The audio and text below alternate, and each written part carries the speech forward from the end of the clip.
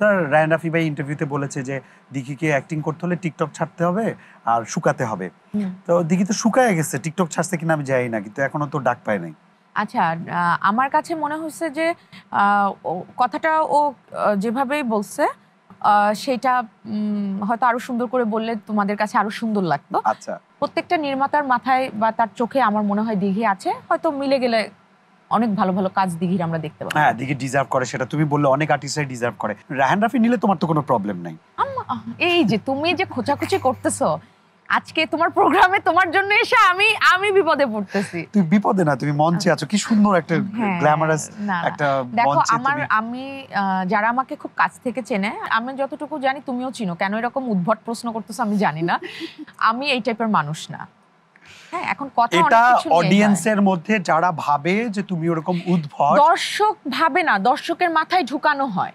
ওকে, এই কথাগুলো গুটি সংখ্যক মানুষ আছে আমাদের ইন্ডাস্ট্রিতে, তারা কোনো কাজের না, তাদের কাজই হলো আকাজ করা। এই আকাজগুলো কি, যে এসে কন্ট্রোভার্সি তৈরি করে এগুলো ছড়ায় আমি তো ভালো একটা কাজ করতে পারছি না, আমি ভালো কাজটাকে বন্ধ করা যায় কিভাবে সেটা করব। দেখো জুটি বেঁধে যদি কাজ বলো, ইন্ডাস্ট্রিতে আমি আরো 5টা থেকে 6টা জুটি বলতে পারবো, ডিরেক্টর আর্টিস্ট জুটি হয়ে কাজ করতেছে।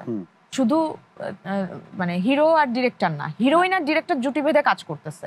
বাট আমরা এটাও জানি ওই হিরোইনের হয়তো অন্য কারোর সাথে রিলেশন, বা হিরোইনের বিয়ে হয়ে গিয়েছে, বা হিরোইন সিঙ্গেল, ডিরেক্টরের রিলেশন। মানে একসাথে কাজ করা মানে যে অনেক কিছু, ব্যাপারটা এমন নয়। তাদের নিয়ে কিন্তু কথা হয় না। তো আমাদের ওই যে জলে, ভালো কেউ ভালো করলে আমাদের খুব জলে। তো এটা হইছে আমাকে দেখে কিছু মানুষের হয়তো জলে, তারা এইগুলা বলে। অফেন্সিভ কোশ্চেনের জন্য আমি ক্ষমা প্রার্থী, আজীবনই করে যাব, এটাই আমার কাজ। আমিও জানতাম না এই শোতে এরকম প্রশ্ন হয়, আমি তাহলে আসতাম না।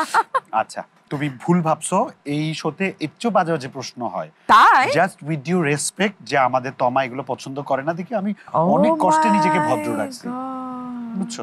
সো সামনে অনেক ভালো ভালো কাজ পাবো, এবং ভালো ভালো কাজ পাওয়া মানেই বারবার তুমি আসবা গেস্ট হয়ে, তখন তোমার আজকে যে অনেক প্রশ্ন উত্তরগুলো দাও নাই, আশা করি ওই দিন পাবো একদম।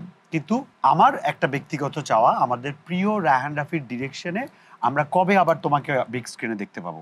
এটা তো শুধু পরিচালকের উপর নির্ভর করে না, এটা নির্ভর করে তোমার প্রোডাকশন হাউস, স্টোরিটা আমারও পছন্দ হতে হবে। সবসময় যে আমারও ভালো লাগবে একটা গল্প সেটা না, বা আমাকেও ওই সময়টা রেডি থাকতে হবে। আমি মনে করি যে কালকে শুটিং, আজকে চলো আমরা 1 সপ্তাহ পরে শুটিং করি, এভাবে কাজ করা উচিত না। এবং আমি বিশ্বাস করি গত 1-1.5 বছর তো আমরা একসাথে কাজ করিনি, এরপরে যদি একসাথে কোনো কাজ হয় ওইটাও রিমার্কেবল কোনো একটা কাজ হবে ইনশাআল্লাহ। I wish you all the very best. Thank you. আচ্ছা, তোমাকে একটা অপ্রিয় প্রশ্ন করি, কিন্তু প্রশ্নটা তোমার অত বেশি অপ্রিয় হবে না। কিছু মানুষ তারা আলোচনা আসার জন্য কিছু আলোচ্য ব্যক্তিকে নিয়ে টানা হেচড়া করে। তো 10 কোটির একটা ব্যাপার কিছুদিন আগে এরকম ঘটে গেছে, দফারফাটা কিভাবে করলে? কত কোটিতে ওটা গিয়ে নামলো? আমি বিষয় নিয়ে কথা বলতে আগ্রহী না, এটা আমার টপিক না। আমার কাছে মনে হয় এটা নিয়ে মানে কথা বলে আমি চাই না যে আরেকজনকে কথা বলার সুযোগ করে দিলাম, সে কথা বলে আরেকজন কথা বলার সুযোগ পেয়ে গেল।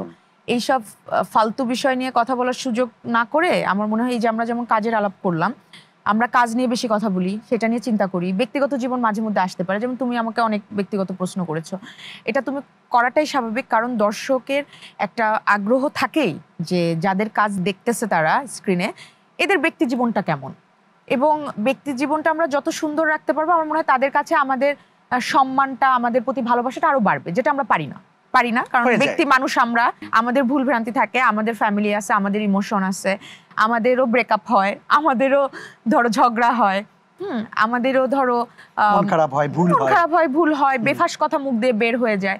তো এটা খুবই স্বাভাবিক। তারপরেও যদি বাইরের কান্ট্রিগুলো দেখি যে তারা খুবই পরিচ্ছন্ন জীবনযাপন করতে পছন্দ করে, এবং ওই পরিচ্ছন্ন জীবনটাই আমরা চার দেয়ালের মধ্যে কি হয় এটা আমরা খুব কম দেখি বাইরে। তাদের বাজারটা তো অনেক বড়, ওরা তো এজেন্সির কথায় বসে উঠে, ওদের পার্সোনাল লাইফটাও কিন্তু ওরকম গোছানো থাকে। এইটা যখন আমাদের হয়ে যাবে ধরো আরেকটু, তখন আমার মনে হয় যে ইন্ডাস্ট্রি নিয়ে এই যে 2 দিন পর পর ভাইরাল কন্টেন্ট তৈরি হওয়া শুরু হয়েছে, এই জিনিসগুলো বন্ধ হবে।